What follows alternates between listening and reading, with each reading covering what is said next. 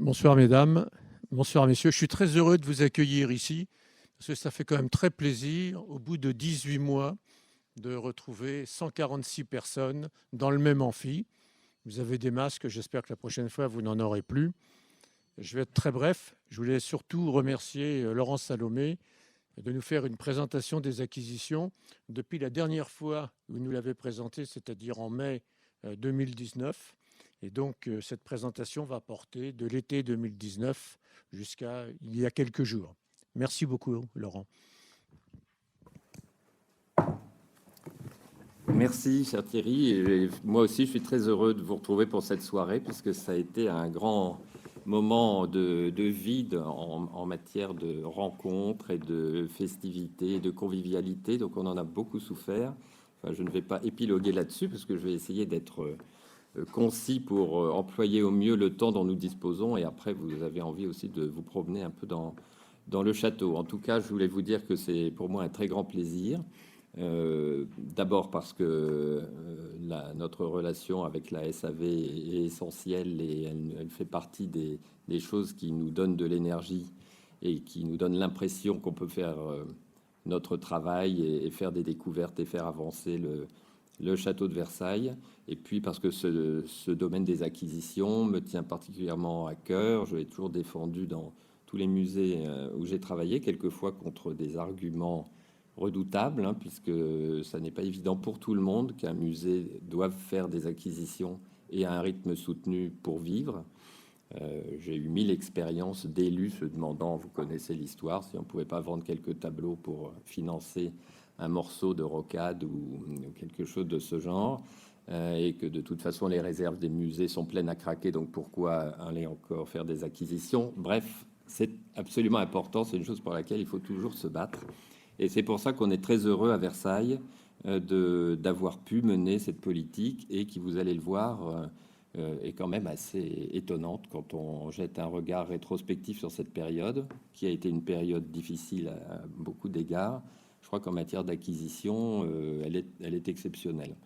Alors, ce n'est pas que l'absence de visiteurs pendant une bonne partie de cette période nous ait donné plus de temps, parce qu'en fait, on a travaillé plutôt plus que d'habitude et dans des conditions compliquées, mais les circonstances ont fait que beaucoup d'objets absolument exceptionnels ont surgi sur le marché, ou bien que nos recherches ont abouti, parce qu'on n'attend pas toujours que les choses surgissent toutes seules. Et puis nous avons toujours, vous savez, le caractère tout à fait exceptionnel du don, du legs plutôt de Madame Jeanne Eyman, qui nous permet de réaliser des vieux rêves que le château de Versailles avait depuis longtemps, quelquefois des choses qu'on avait repérées depuis longtemps et qui n'avaient jamais pu entrer dans les collections et qui l'ont fait finalement pendant cette période récente. Voilà, alors je vais commencer à montrer des images. Je vérifie. Alors je pense qu'on va éteindre peut-être, je suppose. Au moins ici. En tout cas, moi, j'ai besoin de très peu de lumière. Je sens qu'une fois de plus, je n'irai même pas mes notes. En tout cas, donc, je commence par un petit clin d'œil, évidemment, à notre personnage favori, avec une acquisition. Alors, je suis reparti, comme le disait le président Hortense, de l'année 2019, puisque notre dernière assemblée générale était en mai 19. Peut-être que certaines choses avaient été un peu évoquées à l'époque, mais je ne sais plus très bien. En tout cas, j'ai plutôt organisé cette présentation par domaine et par chronologie, plus ou moins, plutôt que de suivre la chronique des acquisitions, parce qu'il faut que ce soit un petit peu clair quand même. C'est un exercice compliqué. J'ai fait évidemment des choix, puisque c'est absolument impossible dans le temps qui nous est imparti de tout montrer. Ce sont des centaines d'œuvres qui sont entrées dans les collections, avec évidemment des choses qui arrivent toujours en nombre, notamment les photographies, les arts graphiques quelquefois, mais beaucoup d'objets, si on compte tous les jetons, les parties de service de Louis-Philippe à Trianon. C'est comme ça qu'on arrive à des centaines, mais de toute façon, c'est quand même assez vertigineux. Donc c'est un petit choix, et puis j'aurais bien aimé profiter de l'occasion pour rendre hommage à tous les donateurs qui ont participé à ces enrichissements, parce qu'il y en a beaucoup, des grands et des petits.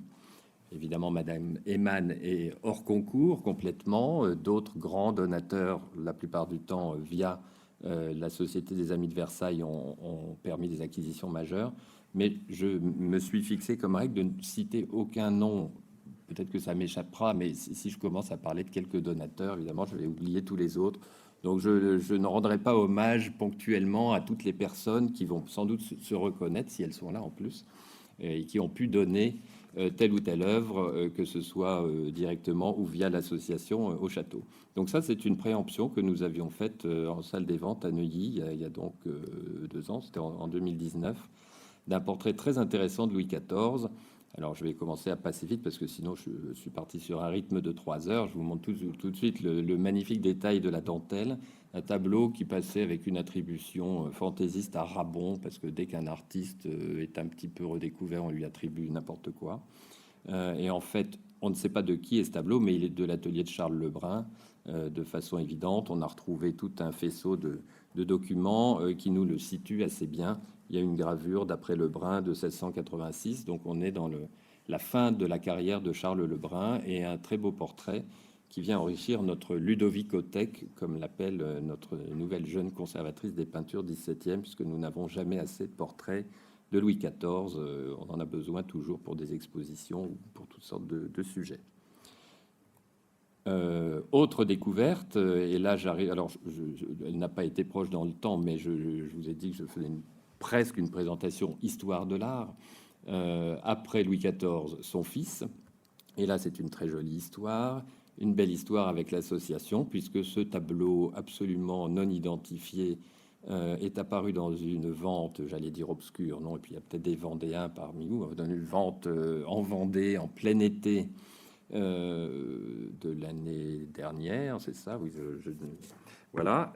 Et ce tableau non identifié, qui était en plus dans une période très difficile pour se déplacer, on devait être dans les périodes de restrictions sanitaires, notre collègue Élodie Vess a tout de suite senti quelque chose. Il faut dire que c'est la grande spécialiste de Jean Nocret, le peintre de Monsieur, et elle était absolument persuadée que ça devait être une de ses œuvres, et elle avait également repéré ce que vous avez tous repéré, que la maison de vente n'avait pas vu, qui est cette petite croix du Saint-Esprit qui dépasse sur le côté de ce petit enfant. Donc c'était un enfant tenant des fleurs, suiveur de Nicolas Mignard, on disait même 18e siècle, enfin voilà.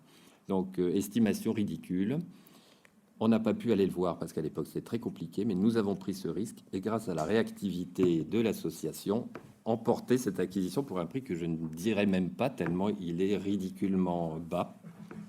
Mais en tout cas, c'est une merveilleuse acquisition, donc d'un portrait du grand dauphin enfant, et la couronne que vous voyez posée sur son carreau de velours rouge n'apparaissait pratiquement plus. Et là, vous avez une image après restauration où on voit toute la qualité de ce tableau. Et ceux qui connaissent bien le château reconnaîtront sans doute le style de ce grand tableau de l'antichambre de l'œil de bœuf, où on voit toute la famille royale sous les traits des dieux de l'Olympe, et où les enfants ressemblent beaucoup à celui-ci. Donc voilà une très très jolie découverte au cœur de l'été, et qui va enrichir notre iconographie du Grand Dauphin. Alors pour rester dans le siècle de Louis XIV, plusieurs acquisitions importantes pour illustrer les décors du château. Ici, bien sûr, vous reconnaissez une lunette du Salon de la Guerre, donc de Charles Lebrun. C'est une œuvre qui a été découverte par un marchand parisien. Alors là, c'est pas nous qui l'avons dénichée, mais elle est passée en vente au Danemark dans une petite salle de vente d'un petit village comme scène mythologique non identifiée du 19e siècle.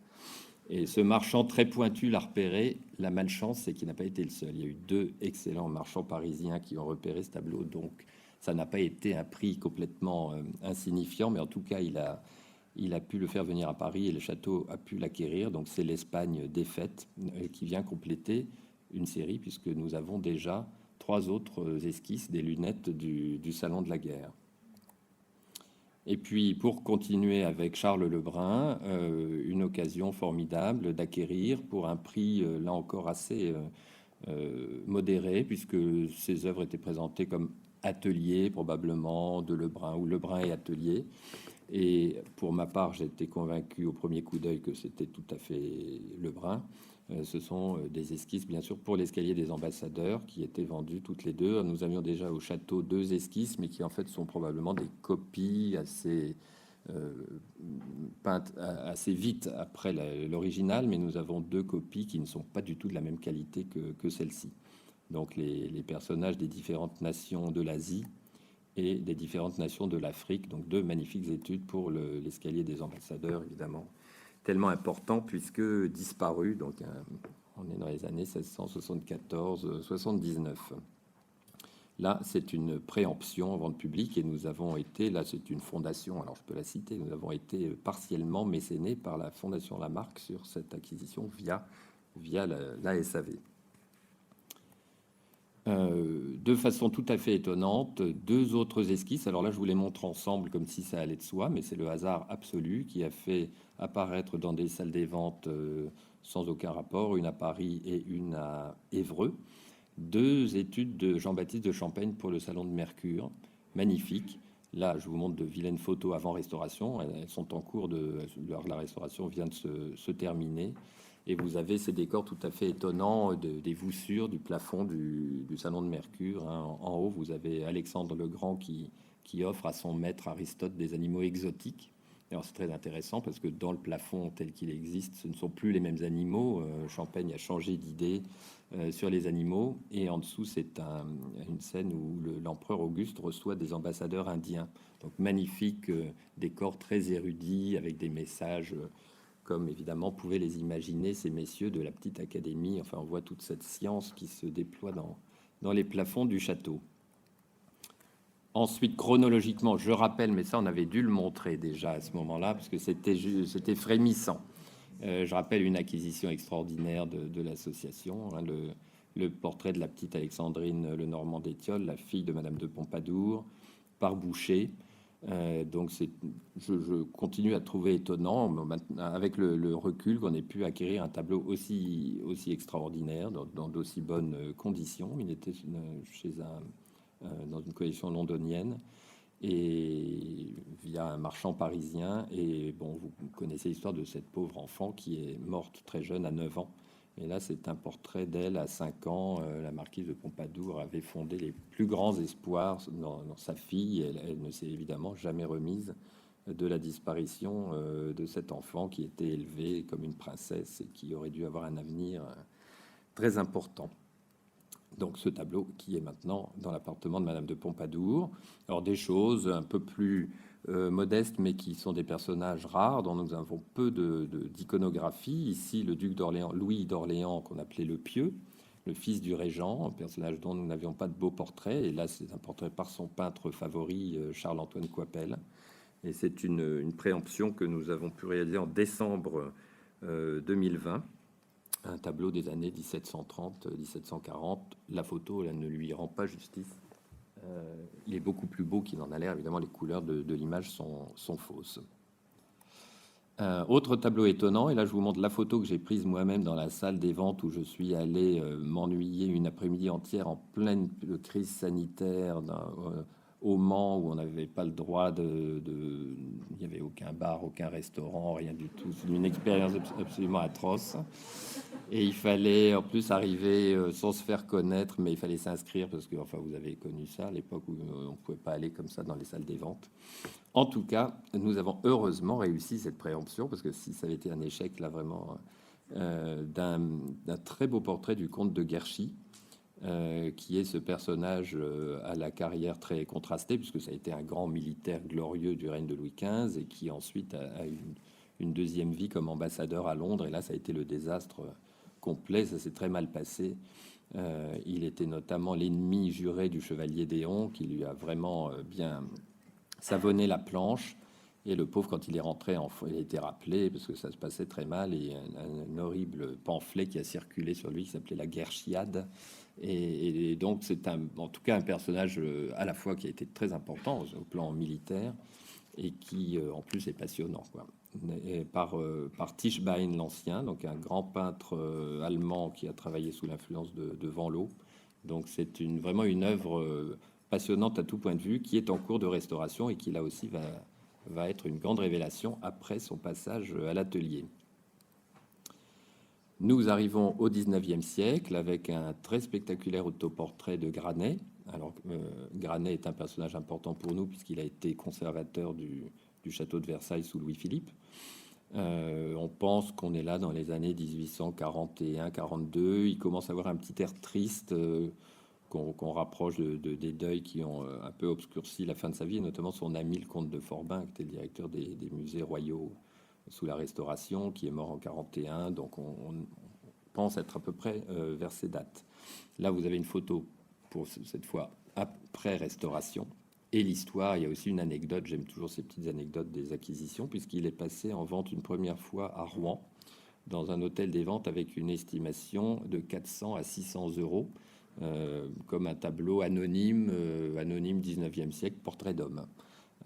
Et ça avait fait la chronique du comment s'appelle Paris-Normandie, le journal local que j'ai bien connu, puisque ce tableau s'était finalement adjugé 175 000 euros, puisqu'évidemment plusieurs personnes avaient repéré que c'était pas forcément un tableau anonyme. Et l'histoire étonnante, c'est que l'acheteur qui a payé ce tableau très cher n'a pas payé son achat. L'œuvre a donc été rendue à l'étude et elle a été négociée à un prix nettement plus avantageux par un marchand qui nous l'a vendu ensuite sans faire trop de marge. Tout ça pour vous dire que finalement, on a fait une meilleure affaire que si on l'avait saisi sur place à Rouen, alors que très souvent, on essaie de se mobiliser vraiment pour faire des acquisitions directement dans le territoire et de guetter toutes les ventes, puisque c'est en principe le meilleur moyen d'optimiser nos budgets toujours beaucoup trop maigres. Donc très joli portrait de celui qu'on appelait le père Granet, enfin une figure très importante de l'époque romantique. Dans le même registre, un artiste, là vous avez son portrait, là je vous parle de l'artiste qui est représenté, c'est Horace Vernet, très important pour Versailles aussi naturellement, et à qui nous allons consacrer en 2023 une grande rétrospective, c'est Valérie Bajoux qui s'en occupe. Et ici, c'est son portrait par Paul Delaroche, son gendre, qui a été, comme vous savez, un grand peintre d'histoire. Un tableau très très intéressant pour nous et qui a vraiment été un achat modeste et incontournable. De Vernet cette fois-ci, d'Horace Vernet, un portrait de Mademoiselle Mars, la fameuse actrice. Alors là, c'est un axe. Bon, je pense que jusqu'à présent, les portraits dont je vous ai parlé, leur place à Versailles ne fait pas débat du tout. Alors, on a une politique beaucoup plus large en matière de portrait. Il y a une formule que j'aime bien de mon prédécesseur Maurice Beaupré, qui disait qu'on essayait de construire à Versailles une iconographie française complète. Donc ça, c'était l'utopie. Alors, par tous les supports, peintures, gravures, l'idée était que ce musée, à partir du musée de Louis-Philippe dédié à toutes les gloires de la France, devenait une forme de musée général, justement, des talents, des gloires françaises. D'où la présence déjà dans les collections de beaucoup de portraits d'artistes, d'écrivains. Très souvent, on oublie d'ailleurs que ces œuvres sont à Versailles. Elles sont dans l'Attique du Nord où personne ne va jamais. Portraits de Victor Hugo, de Rosa Bonheur, tous ces grands classiques qui sont dans la collection. Donc Mademoiselle Mars y trouvait tout à fait sa place. Et d'autant plus que Louis-Philippe avait absolument voulu l'inviter à Versailles pour l'inauguration, la grande inauguration du musée en 1837. Et elle y a joué un de ses rôles fétiches, la Célimène du misanthrope, qui a été son grand rôle depuis le début du 19e siècle. Elle était à la Comédie Française depuis 1795. Et donc elle a joué le misanthrope à l'Opéra Royal pour l'inauguration du musée. Voilà, on continue à avancer dans le temps. Ce tableau, vous l'aviez vu à l'exposition Versailles Revival. C'est un tableau de Puvis de Chavannes qui nous permet de faire entrer un des pères de l'art moderne dans les collections du château, avec cette très étonnante scène où on voit des fusiliers marins dans le parc de Versailles. On est au printemps, bien sûr, 1871. Et puis, alors, un très grand plaisir que nous avons eu en faisant enfin entrer dans les collections un tableau de Maurice Lobre. Alors là, je suis toujours dans mon sujet revival, vous savez que c'est un petit penchant en ce qui me concerne. Mais Maurice Lobre est quand même un artiste fondamental, puisque c'est l'alter ego de Pierre de Nolhac. C'est vraiment le traducteur de tout cet essor nouveau du château au tournant du XXe siècle. Et c'est à travers ces tableaux qu'on comprend comment le palais a recommencé à frémir, à vivre, puisqu'on sortait de ce musée qui était devenu très classique, hein, avec tous ces appartements supprimés pour installer des grandes galeries historiques. Et Pierre de Nolac, petit à petit, privilégiait à nouveau le remeublement du palais. En l'occurrence, là, c'est une vue de Trianon, du Grand Trianon. On est dans le salon de musique et on retrouve évidemment des objets des collections. Cette petite table à thé formidable avec sa frise de danseuse à l'antique.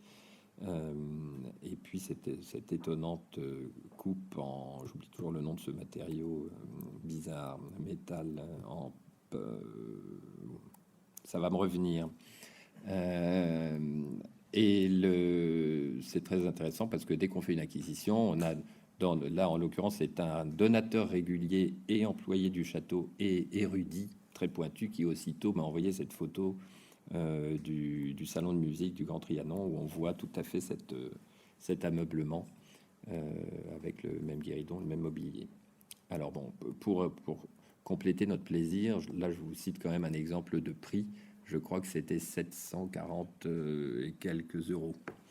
Donc le pauvre Maurice Lobre est encore aujourd'hui absolument méprisé, alors que c'est un peintre qui a eu vraiment son heure de gloire et qui, comme vous l'avez peut-être vu, est présent dans les grandes collections russes avec le collectionneur Choukine qui s'était emballé pour son œuvre. Et donc au musée Pouchkine et à l'Ermitage, vous avez de magnifiques tableaux de Maurice Lobre.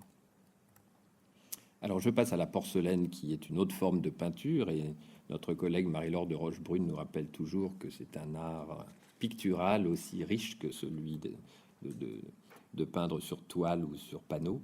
Une des nouveautés de la collection de porcelaine qui, comme vous le savez, pendant longtemps n'existait pas au château, hein, c'est une résurrection qui date d'une trentaine d'années, on va dire. Avec beaucoup de mobilisation, beaucoup de dons. Alors là, la SAV a joué un rôle tout à fait essentiel et continue. Et il nous manquait encore jusqu'à une date récente des éléments de ce premier service royal qui était employé à la cour avant la création de la manufacture de Vincennes-Sèvres. Et on devait se contenter de la porcelaine de la Compagnie des Indes. Mais c'était le grand service de Louis XV en Compagnie des Indes, qui était utilisé donc au château avant le fameux service bleu céleste, qui est toujours l'objet de tous nos efforts. Donc, coup sur coup, nous avons pu saisir un certain nombre de pièces de ce service en Belgique, à New York. Celui-ci doit être celui que nous avons pu acheter en vente publique à New York. Et donc maintenant, on a une partie du cabinet des porcelaines consacrée à ce service. Bien sûr, le bleu céleste. Alors là, je ne vous fais pas la chronique détaillée des progrès de notre collection bleu céleste. Là encore, un domaine d'intervention privilégié de la société, avec ici une très jolie corbeille losange qui a été acquise, je crois, je n'ai plus la date exacte, enfin ça doit être 2019 aussi, et on est vers 1755-56, lettre C dans les datations de Sèvres. Un objet très important parce que probablement, on n'a pas une certitude absolue, mais probablement un don, un cadeau de Louis XV à Marie Lesinska. Et vous savez que la pauvre reine Marie Lesinska, bien qu'elle ait eu le règne le plus long d'une reine à Versailles, est toujours un peu le fantôme, l'oublié, puisqu'il y a peu de traces de son goût, de son style. Dans l'état actuel du château, donc c'était d'autant plus important de saisir ce magnifique vase dit mosaïque, puisque les termes anciens sont toujours contre-intuitifs, on aurait envie de dire à ruban, mais non, c'est un décor mosaïque avec cet enchevêtrement de ruban rose incroyable. Là, on est vraiment au sommet du rocaille charmant, cette couleur rose qui a été une invention très compliquée à mettre au point, très précieuse, et donc on a été très heureux. Là, c'est sur le Leg Eman que nous avons pu acheter ce vase, puisque je vais vous montrer quelques exemples de la grande porcelaine royale qui, naturellement, est toujours d'un prix complètement extravagant. Toujours pour Marie Lesinska, là, c'est le service qui lui a été offert par le roi de Pologne. Celui-là, vous le connaissez. Ça fait quelques années que nous reconstituons une partie de ce service de porcelaine de Meissen avec les armes de France et de Pologne et des petits paysages et des scènes où on voit des petits marchands levantins. Donc un merveilleux service qui s'est encore enrichi ces dernières années avec un bol et sa soucoupe acheté à Bayeux cette année et un autre en Allemagne par l'intermédiaire d'un marchand qui nous a aidés. Donc on continue, voilà. Et maintenant, c'est assez mécanique, c'est toujours le même prix pour un bol et sa soucoupe. Les gens savent que Versailles va forcément préempter l'objet. Enfin, voilà, on espère que ça va continuer et qu'on pourra trouver d'autres pièces de forme comme celles qu'on avait achetées précédemment. Et j'en viens alors au grand chef-d'œuvre. Là, ce sont des événements historiques dans la reconstitution de la collection de porcelaine de Versailles, avec ces vases œufs ou vases chinois, à décor chinois et à fond lilas.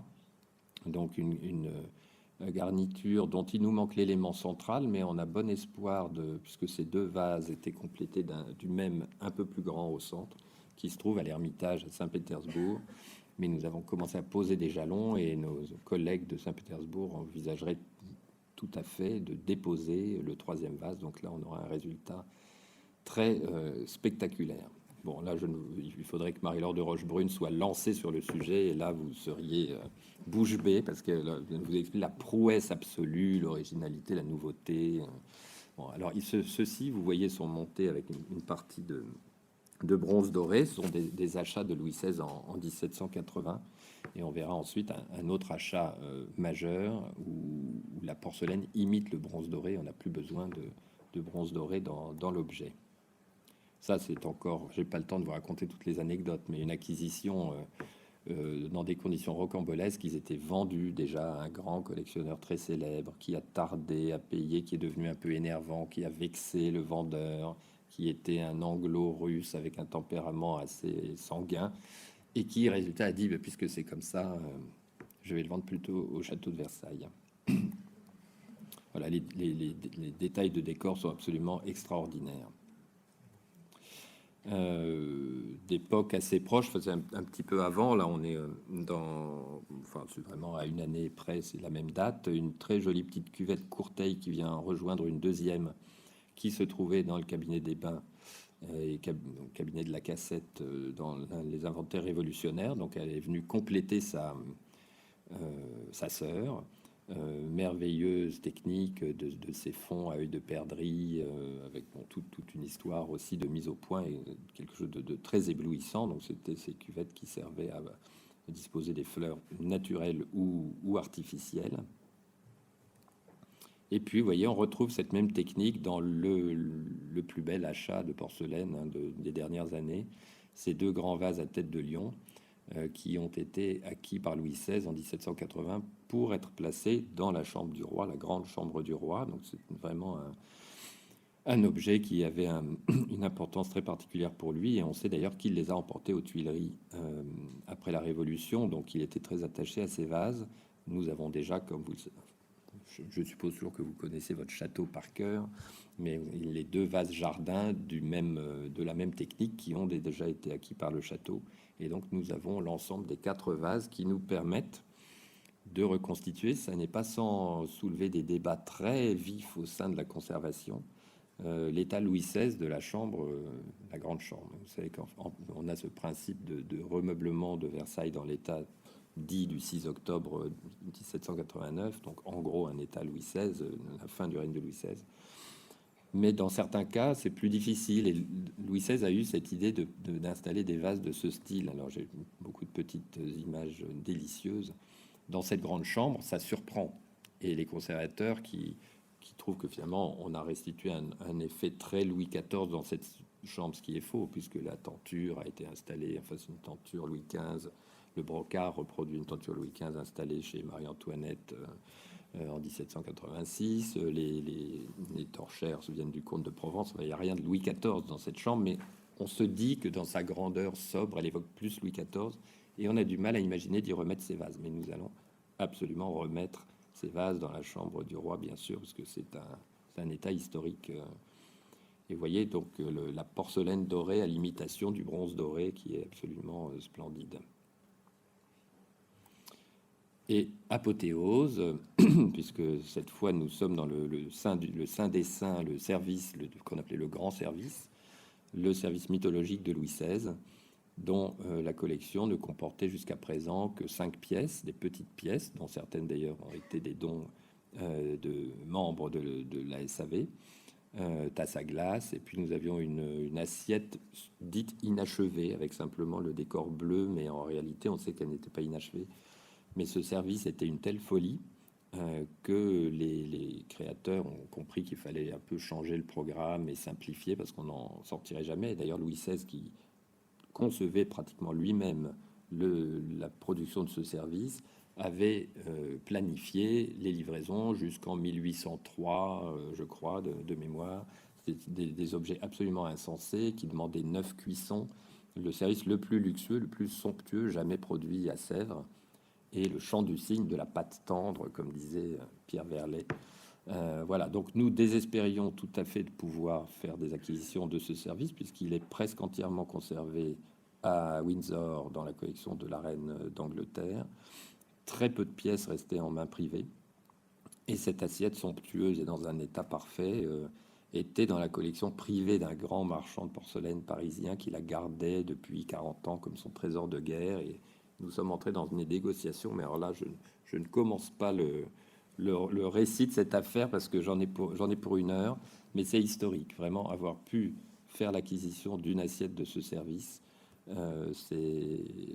C'est extraordinaire. Donc elle figure bien sûr, elle est exposée depuis cet été. Et le Louvre regrette encore de nous avoir déposé un petit plateau de moutardier qui pour le Louvre représente un sacrifice atroce dans la stratégie d'échange de dépôt entre les deux musées. Alors plus modeste, mais enfin très intéressant. Nous avons pu acquérir d'un bloc 48 assiettes du service du roi Louis-Philippe à Trianon. Nous avions un certain nombre de pièces des services des princes, des offices, avec d'ailleurs beaucoup de dons très réguliers d'amateurs et de proches du château qui enrichissent cette collection. Et elle a pu être complétée par des pièces du service royal, qui est encore somptueux. Hein. Toutes les fleurs sont différentes, il n'y a pas deux assiettes identiques, c'est un magnifique service. Et donc, si vous avez eu l'occasion déjà de visiter le nouvel appartement, enfin, le nouvel état de l'appartement privé de Louis-Philippe au Grand Trianon, on a un couloir transformé en petit musée de porcelaine où on expose ces pièces avant d'arriver à la chambre cabinet. Les biscuits, voilà, j'ai sélectionné celui-là qui est un des plus fameux biscuits de Sèvres. Calypso, Télémaque et Calypso, un sujet que Louis XVI aimait beaucoup. Le Télémaque de Fénelon restait la grande référence depuis Louis XIV. Enfin, voilà, très très belle pièce acquise aussi dans cette période. Je passe très vite parce qu'on en a beaucoup parlé, mais enfin quand même l'acquisition majeure de 2019 qui m'a donné beaucoup de cheveux blancs, de frayeurs, parce qu'il y a une histoire en deux mots. Vous avez, certains d'entre vous connaissent l'histoire. Il y a 20 ans, elle avait surgi avec son numéro de l'inventaire du journal du garde-meuble que personne n'avait jamais vu avant. Il y a eu toute cette grande affaire. Qu'est-ce que c'était que ce numéro? Est-ce qu'il était vrai? Est-ce qu'il était faux? Bon. Résultat, cette commode est restée 4 mois au laboratoire de recherche des musées de France. On lui a tout fait, absolument tout.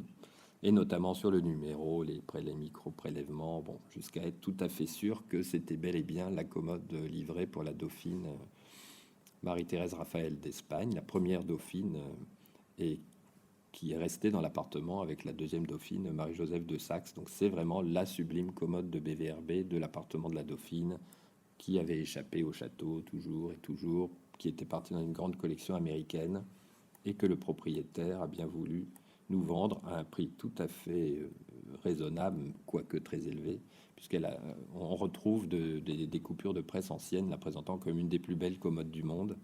Et effectivement, la photo là est un peu modeste, mais les bronzes sont éblouissants et c'est vraiment BVRB à son plus haut niveau, avec des panneaux de lac du Japon splendides. Un meuble d'un niveau assez proche, puisque là c'est tout récent, j'empiète sur 2021, mais on reste chez la Dauphine, puisque presque à coup sûr, ce meuble a été livré pour la Dauphine Marie-Joseph de Saxe par Euben, avec une participation probablement du jeune Riesner, qu'on voit des petites nuances dans la marqueterie. Là encore, j'ai une photo qui est ce qu'elle est, mais le meuble est absolument merveilleux. Et il était dans la même collection, un grand collectionneur américain très riche qui a réuni beaucoup d'œuvres de provenance royale. Et nous arrivons petit à petit à faire revenir les principales Il n'est pas encore passé à l'attitude du don pur et simple, mais il nous fait quand même des conditions assez favorables, et grâce au legs Eman, donc on fait entrer des meubles que le château connaît depuis toujours et n'a jamais pu espérer acheter. Donc magnifique bureau à cylindre qui porte la marque du grenier des Récollets, qui est ce garde-meuble spécial qui avait servi pour la dauphine et pour la reine Marie Lesinska, ce qui fait qu'il peut toujours y avoir une petite ambiguïté. Ça aurait pu aussi être une livraison pour la reine, mais on est sûr presque que c'est pour la dauphine. En tout cas, royal, ça c'est certain.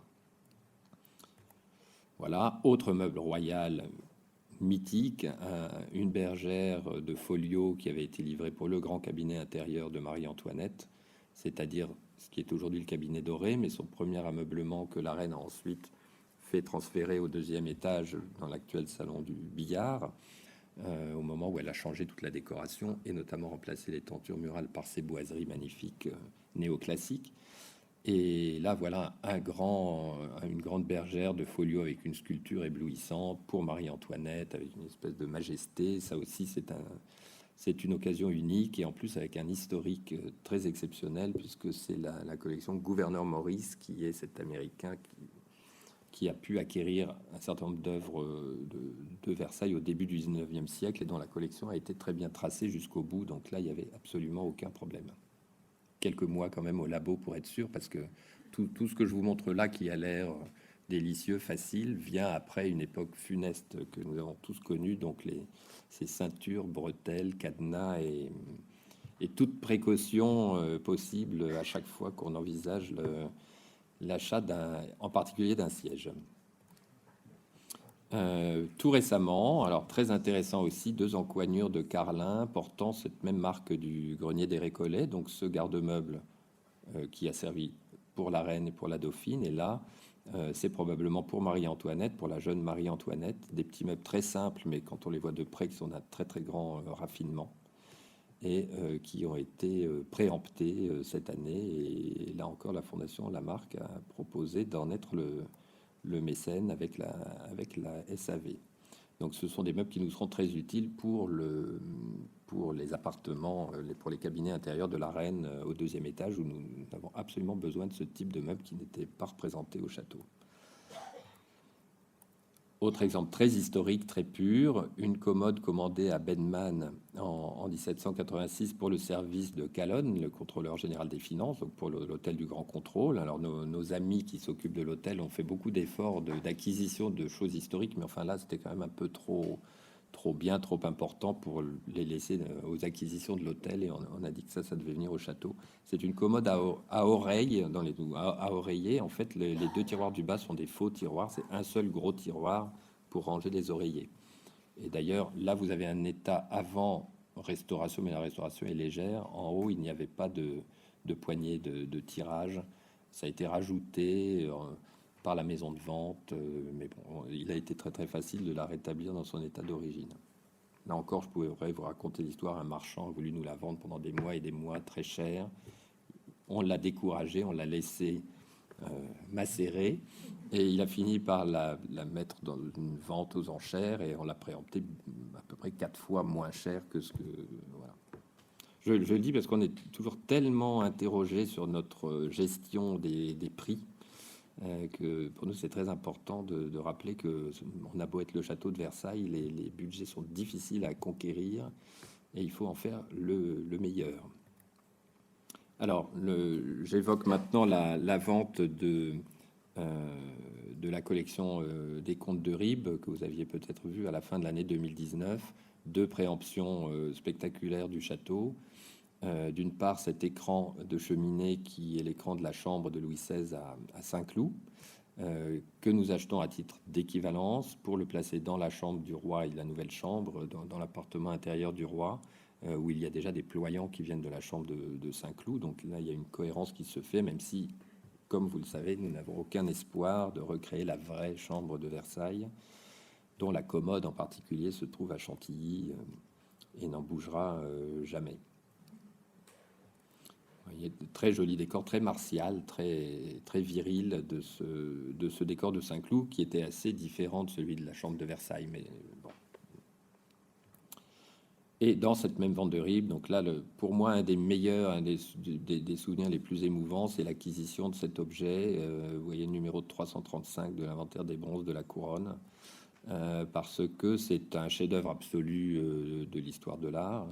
Et c'est vraiment une très grande chance d'avoir pu l'acquérir, parce que d'une part, il fallait en avoir les moyens, et là, c'est encore le legs Eman qui a rendu la chose possible. Et d'autre part, il fallait que le Louvre ne fut pas intéressé par cette acquisition. Et il se trouve que le Louvre possède dans la collection de bronze de la couronne une autre version beaucoup moins belle de cet enlèvement d'une Sabine, qui finalement les empêchait de réagir. D'ailleurs, le Louvre avait mis de côté d'autres bronzes de la couronne dans la collection Ribes. Mais bon, et d'ailleurs avait oublié un petit peu de nous signaler celui-là, qui pourtant a appartenu au grand dauphin et resté à Versailles jusqu'en 1737. Il est attesté, et dans l'appartement du grand dauphin, il se trouvait dans cet incroyable salon des miroirs, qui était donc dans cet appartement du dauphin au rez-de-chaussée, avec les consoles et les scabellons sur lesquels le grand dauphin avait fait installer tous ces gemmes, les cristaux de roche, les bronzes. Enfin bon, c'était une pièce au trésor incroyable, avec le parquet en marqueterie de Pierre Gaulle, sur lequel on n'avait pas le droit de marcher sans chaussons. Voilà. Enfin, un endroit inouï que malheureusement nous ne pourrons jamais reconstituer. Donc je vous rappelle le modèle de Jean de Bologne, hein, à partir duquel son meilleur élève et fondeur, Souzini, a fabriqué ce bronze éblouissant, qui est donc installé maintenant au milieu du Salon de l'Abondance, puisque le Salon de l'Abondance nous sert à évoquer ces appartements de collectionneurs qui n'existent plus au château. Voilà, juste pour le plaisir. Autre chef-d'œuvre absolu, parce que vous voyez, c'est quand même étonnant le nombre de chefs-d'œuvre en 2 ans. Un des rares portraits de Girardon conservés, parce que Coisevaux est plus connu que Girardon comme portraitiste, mais Girardon, s'il en a fait moins, a réalisé des œuvres peut-être encore plus fortes. Et là, en plus, c'est le portrait du premier chirurgien de Louis XIV. Donc, c'est une œuvre que nous avons découverte à la foire de Maastricht, justement au moment où la pandémie commençait à se répandre. C'est cette foire de Maastricht dont tout le monde est revenu avec la maladie. Mais en tout cas, et en plus, déjà, on n'avait plus le droit de serrer des mains. Mais j'ai serré une seule main à Maastricht, c'est celle du marchand qui possédait cette sculpture, parce qu'il fallait quand même mettre une option sérieuse sur l'acquisition, et plusieurs grands musées européens étaient sur le coup. Voilà, donc le premier chirurgien de Louis XIV, celui qui l'a conseillé dans ces dernières années, qui lui a annoncé les mauvaises nouvelles, celui accessoirement qui a pratiqué l'autopsie du roi dans l'œil de bœuf le 2 septembre 1715. Donc personnage quand même pour nous fondamental. Et un portrait merveilleux, enfin avec une expression, une virtuosité dans la sculpture. Vous apercevez en bas de l'image la dentelle qui passe dans la boutonnière du gilet, et puis surtout l'humanisme de ces grands médecins. Enfin, grands médecins, le terme est impropre. Hein. Au début, les chirurgiens étaient dans la corporation des barbiers, et puis justement, Maréchal a beaucoup contribué à faire évoluer ce métier. Alors là aussi, grâce au legs de Madame Eman, puisque il est tout à fait probable que ce buste ait été installé dans l'appartement de Maréchal, qui avait un vaste appartement dans l'aile du Midi. On n'est pas certain, mais il y a une probabilité. Comme Madame Eman a bien stipulé qu'il fallait utiliser son legs pour des œuvres ayant figuré ou ayant pu ou pouvant avoir figuré au château de Versailles, là on a considéré que la probabilité était très forte. Sans quoi, évidemment, là non plus, on ne pouvait pas imaginer faire ce genre d'acquisition. Beaucoup plus modeste, mais rarissime et passionnant, un des seuls portraits sculptés de Verlaine effectués de son vivant, par Eugène de Gaspari, un buste en plâtre de 1893 qui a été présenté au Salon des artistes français. Donc là, on revient à notre lignée des gloires de la France. Et j'en viens aux arts graphiques, avec une série tout à fait étonnante de dessins de François Lemoine, qui eux aussi ont surgi curieusement les uns après les autres sur le marché, à commencer par la figure d'Hercule lui-même. Donc évidemment, je vous rappelle le détail du plafond du salon d'Hercule, avec Hercule accueilli dans l'Olympe, et on lui présente son épouse, et il est guidé par un certain nombre de personnages. Alors nous avons pu... Donc Hercule est là, et je vous montre avant de passer rapidement les autres diapositives. cette figure ici qui représente l'amour de la vertu. Et les descriptions anciennes expliquent que l'amour de la vertu, beaucoup plus sûrement que la force, conduit Hercule vers l'Olympe. Donc il y a toute une très jolie philosophie aussi dans ce plafond. Et puis bon, je vous passe toute l'histoire de la gloire de François Lemoine, qui devient premier peintre du roi et qui fait une dépression atroce et se suicide juste après avoir atteint ce sommet de la gloire. Donc, cette magnifique étude pour l'amour de la vertu, qui est, je crois, est l'une des plus belles acquisitions de toute l'histoire de notre cabinet des dessins, mais ça, je ne m'étends pas, puisque l'exposition est à votre disposition pour raconter 20 ans d'acquisition de ce cabinet des dessins. Et peu de temps après, surgit un autre magnifique dessin de François Lemoine, qui représente une des muses. Et vous voyez, avec ce réalisme, ce naturalisme, cette espèce de douceur incroyable, et ce réalisme aussi typique de ces années 1730. Un autre dessin de Lemoine apparaît dans la foulée, qui lui est une étude pour le grand portrait de Louis XV apportant la paix à l'Europe dans le Salon de la Paix. Donc vous voyez le petit génie du commerce qui est en bas du tableau. Et alors, acquisition inespérée, ou plutôt très espérée depuis longtemps pour le château, un album que nous connaissions très bien, que peut-être certains d'entre vous ont vu dans une exposition. C'est le fameux album dit de Percier et Fontaine, qui représente les projets de transformation du château pour l'empereur Napoléon, donc à partir de 1807, 1808, avec justement beaucoup d'ambiguïté, puisqu'on sait maintenant qu'en fait c'est un projet plutôt de Gondouin, et que tout ce décor, je vous montre pas de détails, mais vous pouvez le voir dans l'exposition des dessins, c'est absolument éblouissant, et c'est encore très ancien régime, très raffiné, tout en étant néoclassique. Donc c'est typiquement Gondouin et pas du tout Percier et Fontaine, même si Percier et Fontaine ont signé le recueil à la fin, et il était conservé chez une descendante de Fontaine. Voilà, et tout récemment, dans une très belle vente à Fontainebleau, qui marque la vente du bicentenaire que vous avez sans doute remarqué, cette aquarelle, alors là aussi il y a eu beaucoup de débats parce qu'elle reprend très exactement un des tableaux de Lejeune qui figure dans les attiques du château, mais c'est rarissime, c'est-à-dire que c'est la seule grande aquarelle connue de Lejeune, et elle est d'une virtuosité, d'une poésie, à mon avis, encore bien supérieure à la peinture. Donc grand chef-d'œuvre, voilà, que nous avons pu acquérir, préempter dans cette même vente à Fontainebleau, qui était très récente, hein, en mai 21. Et la bataille en question, l'attaque du grand convoi près de Salinas en Biscaye, a eu lieu le 25 mai 1812. Bon, là encore, j'aimerais tant vous raconter l'histoire de Lejeune, ce général peintre complètement fou, mais j'ai déjà complètement débordé là. Il va falloir que je me dépêche pour terminer. Bon, du même Percier et dans la même vente, une très belle étude pour le mobilier qui a été conçu pour installer les malachites offertes par le tsar Alexandre Ier à Napoléon. Ces fameuses malachites qui ont été d'abord installées aux Tuileries. On a fait faire du mobilier. Percier fait les dessins, Jacob Desmalter fait le montage, et puis on finit par trouver que tout ça est un peu mesquin pour le grand cabinet de Napoléon aux Tuileries, et on les installe à Trianon, au Grand Trianon en 1810. Un magnifique dessin de Granet cette fois. Donc nous retrouvons notre Granet, et cette fois c'est pour un des tableaux des salles des croisades. Alors là nous avons le chapitre de l'ordre du Temple en 1147, où on discute des affaires d'Orient avec le pape Eugène III et le roi Louis VII. Le dessin est plutôt beaucoup plus séduisant que le tableau. Enfin, c'est un... Donc voilà, un autre achat assez récent. Des dessins de Marcel Lambert qu'on a beaucoup étudié au moment de l'exposition Versailles Revival. Cet architecte en chef, disons, pour employer un anachronisme, qui a œuvré à une restauration tellement massive et spectaculaire du château, avec à gauche une coupe de la chapelle royale, bien sûr, et à droite un projet de restitution d'un pavillon du Bosquet des Dômes.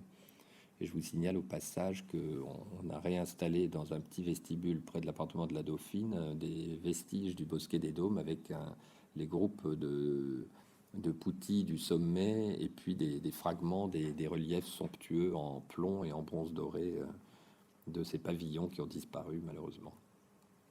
Voilà, Georges-Paul Leroux. Donc là on est dans dans ces dessins des années 1910, où vous avez l'atmosphère de ce château de la Belle Époque, et Charles Joas, que vous avez vu à l'exposition Versailles Revival également, avec cette très étonnante vue de l'orangerie. C'est cet artiste qui a beaucoup fourni d'illustrations pour des livres comme le Versailles de Camille Mauclerc et la Cité des Eaux d'Henri de Régnier. Et pour finir dans cette rubrique Versailles Revival, un très spectaculaire pastel de Lévy-Durmer de 1923 qui montre les grandes eaux et feux de Bengale au bassin de Neptune, acquis en Belgique, là aussi dans des conditions très compliquées. C'était pas encore le Covid, mais il y avait des grèves de train où on pouvait pas y aller. Enfin, c'était très compliqué. Et la photographie pour terminer, avec simplement quelques exemples, mais vraiment, il faut savoir que nous avons acquis des dizaines et des dizaines de photographies très importantes pendant ces dernières années. Et je ne prendrai pour exemple que ce calotype, ce négatif sur papier de Louis-Rémy Robert, qui est un des pionniers, un des inventeurs de la photographie. Donc là, nous sommes dans les toutes premières photographies existantes de Versailles, on est en 1850. Évidemment, la vue n'est peut-être pas d'une originalité fracassante, mais enfin, c'est très émouvant. Voilà, les premières photos de Versailles, nous en avons acquis 7. Et puis, pour le plaisir, je vous montre ces autochromes, puisque le château conserve une très belle série d'autochromes qui possèdent une atmosphère tout à fait extraordinaire. Vous voyez, des choses très fragiles, malheureusement, qui sont difficiles à exposer. En principe, dans les expositions, on montre des facsimilés, des autochromes, ce sont des espèces de témoignages poétiques, fragiles, un peu immatériels de la vibration du lieu. Et je pense qu'aucun document, aucune photo ne rend autant la poésie d'un paysage qu'un autochrome. Donc là, on est dans les années 20. Alors, voilà un autre du Bosquet des Bains d'Apollon et qui me sert de transition pour vous montrer l'image que j'ai choisie pour terminer, puisque dans nos acquisitions, il y a aussi les petites choses modestes, mais qui d'ailleurs nous sont offertes par des érudits qui connaissent très très bien le château, son histoire, qui sont à l'affût de tout ce qui y passe. Et là, j'ai dit que je ne citerai pas de nom, mais c'est un de nos donateurs les plus réguliers, fidèles et généreux qui a déniché cette magnifique photographie de presse du voyage du roi George VI d'Angleterre à Versailles en 1938. Visite passionnante quand on pense à tout. Enfin, je ne vous fais pas l'histoire de la veille de la Deuxième Guerre mondiale, et où on avait un certain nombre de spectacles tout à fait étonnants à travers le château, dont cette danse des ballets de l'Opéra de Paris, vous voyez, à l'antique, dans le Bosquet des Bains d'Apollon. Donc voilà, c'était une sélection un peu arbitraire, mais qui, je pense, vous aura montré que les choses frémissent beaucoup et que ce château est incroyablement vivant grâce à ses acquisitions, grâce à tout ce travail de recherche, grâce à ses donateurs. Et que, voilà, même si nous avons été très malheureux, privés de visiteurs pendant des mois, et je peux vous dire, ça a été absolument abominable de voir ce château vide pendant une si longue période. Alors qu'autrefois, une seule journée de grève nous mettait dans un état de dépression profonde, et maintenant, c'est presque banal. Mais voilà, les acquisitions, ça a été vraiment un moyen de continuer à y croire, et en tout cas, elles sont là maintenant pour être présentées au public qui, j'espère, sera de plus en plus nombreux. Voilà, pardon d'avoir été un peu long, et merci beaucoup de votre attention.